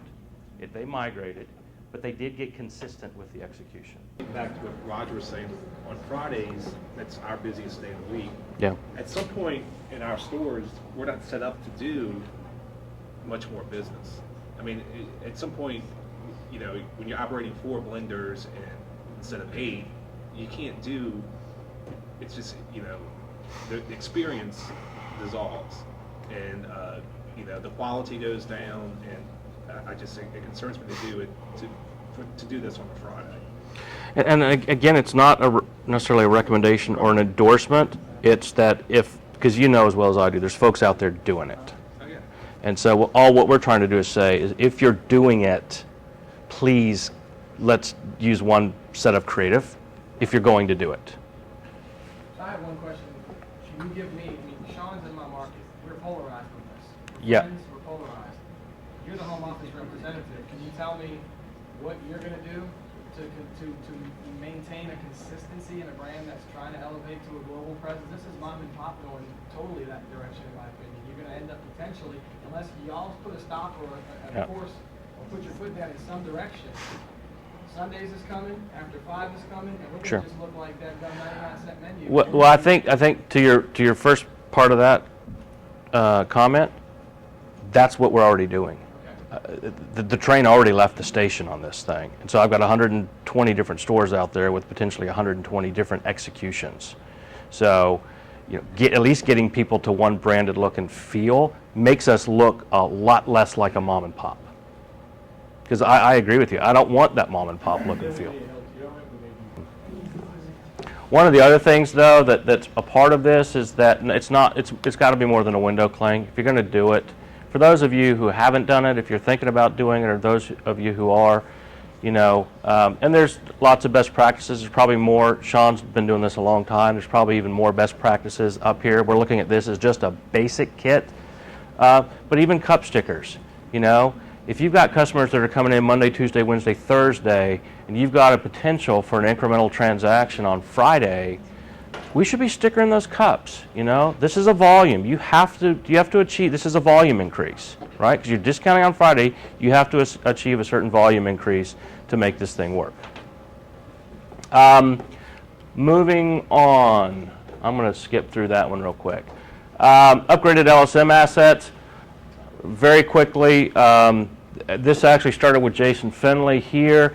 Roger's been instrumental. I've tied into some of his feedback of Brad Sorg in North Carolina. And one of the things we're trying to do is create a piece that helps to sell enhancers and extras. So this would be something of a register backer, which could be used as a suggestive sell piece at the place of order. Right now, you're seeing a version that's being updated. You probably can't read these under each one of these, but that has the calorie content here, and very small words. We're going to pull that off of the front facing, the guest facing. So some of the feedback that we've gotten from folks like Roger and Brad and a couple of others is we may not want that facing the customer, but it would be great to have that as a laminated piece behind the counter so that if somebody wanted to get real particular with calories, our crew could answer that. Then we would sound really educated and knowledgeable. The other thing here is to put just a quick graphic visual picture, photograph next to each of these. Picture's worth 1,000 words. I'm very sensitive to having again, this is at the place of order. So I want to speed up operations. This is where marketing has to be very sensitive to the fact that I don't want someone holding up your line when this is finally done, but we keep making lots of changes, but they're good changes. LSM, just a snap, just a couple of pieces up here to just make the point that we're working on it. So obviously we changed the logo. All the LSM pieces need to be changed. So we're upgrading everything. We've gone through all the different materials that we've had in the past. Some of them just sat there, never sold. We're getting rid of that because all it does is adds clutter and confusion to the website. So everything from the website, how you interface, how we categorize that, what are the elements that people actually order and use, and how do we make that easy for you to find, we're upgrading all of that. And then, I'll briefly talk about this, but it's a little complex. There's basic stuff that we're working on at an LSM standpoint, but there's lots more things that we want to add. There's folks out there doing a great job with schools, with businesses, with catering, with doctors' offices. And so how do we start sharing best practices much more effectively as a system? So if I'm a new operator or relatively new to the system or just whatever, why do I have to recreate the wheel? We've got a lot of great learning. We have a lot of great franchisees. We have a lot of great systems in place. We just need to do a better job at sharing best practices. So that's one of the things that I'm trying to work on as well. And then new store openings, I'm going to blow through this real quick for those of you who are thinking about opening a new store. We're putting a kit together. And I'm not going to read all this stuff or go through prices, but it's going to come in a couple of ways. So if you open a new store, there'll be a pre-opening version of this, and there'll also be then the grand opening kit. And those will end up being separated by time because you don't need the whole kit coming 8 weeks before you open to sit in the back room that's being worked on, and workers are stealing the cooler that came with the kit to put their beer in it to chunk all the other stuff out. But we'll have upgraded banners, magnets, business cards, printed materials, sign-ups for the Kingdom, some promotional items. So this is just a quick snapshot. There's more than that, more than this that would come in the kit. Different types of signage, some more banners. So you think about before I'm open, or before you're open, let's see, that's the pre-opening. You know, things like now accepting applications, now hiring, opening soon, coming soon, drive-through. So things that help the customer understand what's coming down the pipeline. But then, you know, obviously now open. So just some basic stuff that you get the whole kit. And then we're going to have a calendar with that. You know, what do I do 8 weeks before, 7 weeks before, 4 weeks, 3 weeks, 2 weeks, 1 week. Opening week, probably no marketing. Just focus on operations. You've got new team members, you've got new crew. You know, the best marketing in the world is a great product. So let's keep that first week just focused on operations and getting a great product. Then what happens a week after, 2 weeks after, 3 weeks after, and so on. And so we're not trying to bombard everybody with a ton of things that you can do. What we're trying to do is say, you know what, let's keep this simple. Here's some basic stuff that if you just do these things, you're going to have a pretty decent opening. Okay? And that's it. Good afternoon, everyone. I'm very excited to be here with you. And I tell you, sitting here with you, it's like going to Duncan and going to Boston for the first time for a franchisee meeting. That's where Duncan started. And I tell you, I can appreciate the passion and the spirit and commitment you have to the business. It's wonderful, and I'm going to enjoy working with you. I usually tell a story about the market in which that I'm visiting. I have a story for each of the first four. But ironically, New Orleans is the one market I really never lived in. The others I've never really worked in, which is ironic. But I have spent some time in the French Quarter, down on Bourbon Street, and I have some stories I'd rather not share with you. So I won't do that today. But just to say, I do have some ties, however, particularly this weekend, and I'll just go ahead and let it out. My son attended and graduated the University of Alabama. Roll Tide. And I spent 5 years on the President's Advisory Board with University of Alabama. I was a big supporter of the university, and I particularly participated in the athletics area and made recommendations on coaches. I won't go any further. As well, and also I lived 6 years in Dallas. I worked on the regional staff for Target. So this is a very special weekend for me. We have the LSU Tigers in Tuscaloosa, and we have my Dallas Cowboys here. So it depends on how that weekend goes. It depends on how much swagger I will have when I come back on Monday. And hopefully, well, I'm pretty sure I'll be half swaggered. There's one I'm pretty sure about, one I'm not so sure about. So I'm sure you remind me of that if that's not true, right? Okay, I've been with the company 2 weeks, 5 days, and it's been really a whirlwind. I show up the first day, you know, I get introduced to everyone in the office, everyone come and say hi. I got to sign all this paperwork. I said, well, I got to sign this paperwork for. They said, well, if you want to get paid. I said, sure, I'll do that. So I signed my paperwork, and I met with leaders in the company, and then I was whisked off on Tuesday to go to a retreat with the leadership team, which was outstanding. We did some team building. We learned about our Myers-Briggs and our profiles and how we can work better together. So it was incredible. And then we went right into strategic planning. So that's week one. Last week I was at Clearview Lakes, is that right? And that I was training as a team member. I made a lot of smoothies. I made most of them right. Probably, I think I only missed on 2 with manager pull. No, that's not quite right. And I took a lot of orders and rung up, and it was great. It was like, remind me when I had my sub shop. I had one sub shop once, and I was working at the register, and it was just great interacting with the customers. So just wanted you to know, I've been a franchisee. I said it earlier, but 1 unit, 2, 5, and 10. Then I went to 40, and then I built that 40 to 170. So I've been a multi-unit operator, and then I took on another brand that our partnership purchased, and so we wound up selling all those off. Actually, we sold our Arby's back to the brand. for about 4 times as much as we paid for them. So it was pretty good. We liked that deal. So yeah, so that's kind of a big part of my background being a franchisee. I started in the business at 16 years old. My first salary was $1.60. Anybody match that? Anybody else had to work when minimum wage was $1.60? Well, I did it, and I got a 10-cent raise for being a pot washer. I was a dishwasher, so kind of worked up from there. So I have deep roots in the restaurant business, the retail business. I spent some time in contract feeding. I spent 16 years with Target stores. When I joined Target stores, we had 80 stores. When I left, we had nearly 1,000. And I worked my way up from a department manager in training, and then I was heading the food division when I left. My last project was Super Target. Anybody visit the Super Target today? Pretty cool concept. So I left Target. I went to Cinnabon. I was vice president of non-traditional locations, operations, and vice president of marketing. So I've got a little bit of marketing in my blood. I kind of drive the marketing guys crazy because I like to dabble in that a little bit. And then also, when I left Cinnabon, I went and joined a group called the RTM Restaurant Group. They were based in Atlanta. They were the largest franchisee group in the world.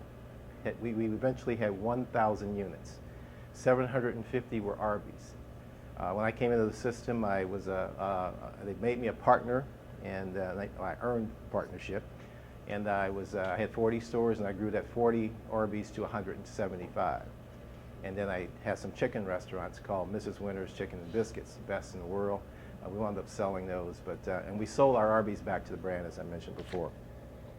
So after being with Arby's, I went to work for, it's like so many of them, I'm starting to forget. I went to work for, after Arby's, I left and went to Dunkin'. And it was interesting. But in between there, I did own my own restaurants. I had some sub shops. I had some Dairy Queen Chill and Grills. I built them, a couple. I sold them back. Decided to get out, go back into the corporate life. So I was working with Dairy Queen, and they actually said, hey, would you like to come work for us? And so they interviewed me, actually, and I was offered a VP of Operations position and a Region VP position with Dunkin' on the same day. Now, you're talking about leverage. That was pretty nice. But I decided to go with Dunkin'.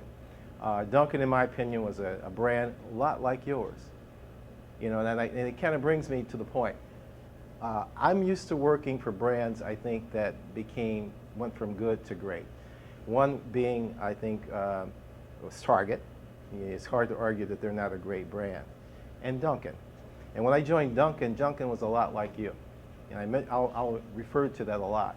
Because you had a great product, you had a great brand, you know, your product was probably the best, your product is the best in the marketplace, but it had a lot of room to grow. And particularly at Dunkin', it needed a lot of operations, I'll call it DNA.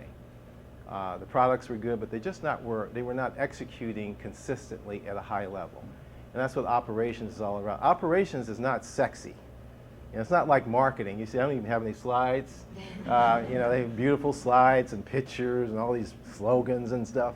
But here, operations is about execution at a high level. And that's something that Dunkin' needed. So when I went there in 2006, I wound up running operations for Dunkin'. I devised something called Winning the War in the Store. There's 5 categories: outcome-based assessment, operations, compliance. Now it's been mentioned a couple times about the brand operating consistently and executing. And that was a real issue at Dunkin'. So I actually put something together there to address that, and we improved that dramatically. We had to fix our coffee. Believe it or not, Dunkin' Donuts coffee had about 150 different versions because we just weren't executing it properly. We didn't have water filtration systems in all stores. It wasn't the same product, so we had to fix that. And then I worked on order accuracy and throughput, and speed of service was big. They didn't even measure speed of service. And they had all these drive-thrus. I could not believe it. So ironically, our drive-thru speed of service went from about 150 seconds a customer to about 110. And we went through Insight was even faster. What we figured out, though, and I like to look at the business very analytically. We looked at every aspect that we were measuring in our assessments, and we looked at our guest feedback. And we figured out, through a lot of analysis, that for every 7 seconds that we improved speed of service, it was equated to 1% of comp sales a year. 7 seconds. We got that granular, and then we had programs against that drove it, and those outcome-based assessments and outcomes really produced that result. So that's the type of thing I'd like to bring here, is looking at the business very analytically and how we can improve the business so you can make more money. What I'll try to do here in the next 60 days and 30 days, I'll get my 30-day observations like Tom talked about. I'll have a 60-day plan. This is what we're going to be here. And at the end of that, there will be a strategic operations plan that I will present to you and you will feel good about, because I will go out and visit your stores. And here's the thing I'm going to say. I'll spend 80% of my time out in the field, 80%. And I will be in markets. And I'm going to start with the markets that we visited this week. So if I'm going to stand up and say I'll be out here 80%, you'll see me sooner than the other, some of the other franchisees will. But I'm going to say I'll walk the talk. And I'm going to be out there listening to you and trying to understand what your needs are. And like I said, my purpose in life is to ensure that you get higher sales and profitability, that your unit economics are right, and that you make more money. So, because I have a real passion for that, because I did it, and I understand what it means. I understand what it means to have skin in the game. I understand what it means to go to your bank and get financing. So I will make sure that I do everything in my power, mind, heart, and soul, given to you to make sure you're more profitable. And I want to talk about the business review, and we'll have Garrett come up and he's going to give you an overview. The business review, when I come to a company, I always have a lot of boxes I like to check. And one of them is, do you have a really good process for driving operations and improving operations in the company and ensuring that the franchisees and operators are more profitable? This business review that they put together, I give it my full endorsement. It's almost exactly to a T what I executed in Duncan in 2008. And it's about teaching and coaching, and more important, I consider myself a partner with you, a business partner. So the discussion you had earlier, you come in, if I'm your partner, you tell me I got a $250,000 store, does it make sense to do this or that? I'm going to be listening to that and trying to find a solution to that problem. So my commitment to you is to work closely with you to make sure we have a better Smoothie King. And so we'll have a story to tell a year or 2 or 3 years from now or 4 years from now, how we became from good to great. So with that, I'll bring Garrick up, and thank you so much. I appreciate the opportunity to work with you. John Lopp, he's in the office, but he is working on all the things I'm getting ready to show you, so he apologizes he can't be here today. But when you see everything we got going on, you'll understand why. When John started back in July, we talked about, what we needed, what we're looking for. And I said, we have this system that we rolled out about 5 years ago, and we haven't developed it, enhanced it. So this is where we started with the basic store system, right? Then operations comes in, gives them everything they want to see. Then John digs deep and does all of his discovery due diligence. All the yellow are things that we are working on to enhance technology and IT systems. And this goes back to Tom's comment earlier of our investment for next year in $2+ million. It's inventory management, it's labor, it's the POS, online ordering, social media, the loyalty app. It's everything under the sun.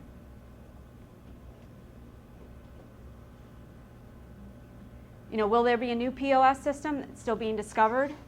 Probably be a bridge between a newer system and the older system, maybe some new software upgrades, maybe some hardware. I know some of the older systems that are out there, some of the hardware is just discontinued, so it's just not going to, and it's a computer, it doesn't live forever situation. So that's all going through discovery phases right now, and John's doing quite a bit of due diligence on it. One thing discovered yesterday, location brought to our attention, filters on loyalty points. We had some team members doing some things that we found out. We're going through audit process of that. We know we have to have some stronger policies. Some team members putting some points, ringing up catering orders and making sure their sister or brother always gets a free smoothie. So, we had some filters, and now we know we have to have some stronger filters and some stronger policies on that. Training. Dion's in the back. If anything I say incorrectly, she will definitely correct me on. Making some changes in the training department. Operations manual. New one will be ready at the end of the year. This manual has been scrubbed up and down, backwards, forwards, frontwards, backwards, and it's very comprehensive from where we've been. So I think everybody will be really excited about this, get this rolled out. Management training, as of next month, will change. First week will be team member training, be 1 week in length, but you can test out of it. If you got proof of 160 hours as a team member in the store and you can make at least an 85 on a test, you can test out of the first week of management training. Then the second week is the management portion of management training. Now, if you're a brand new franchisee to the system, you have to come through both. This will replace regional training. These trainings will be in New Orleans, based out of our office and the Clearview store, but there's no fee associated with this training. Questions on that? The next year, we got management training, team member training. We got a train the trainer program, looking at more web-based training. Certified trainer and certified shift leaders. So for those folks that are interested in growing, you can become a certified training store. And what happens with that, Travis grows to another store, he's a certified training store, he can train his manager to be manager of the new store, and he doesn't have to send someone down to New Orleans. But he'll have to meet the criteria of a training store: sales, profitability, guest experience, your business review score, your qualifications of the management team. And this is just not something that's going to be handed out willy-nilly, and it's not something you can just get once and then you never let it go again. You have to recertify annually every year. And if Travis is his store is a certified training store, and Clay wants to send Clay's store is not, but his store is close to Travis. Clay can send someone to Travis's store and get trained. And there will be a compensation piece determined for those certified training stores. We're going to, roll that out with the program. We have reached the end of our time together. I know y'all are sad. Are there any other questions on topics that we have not covered today?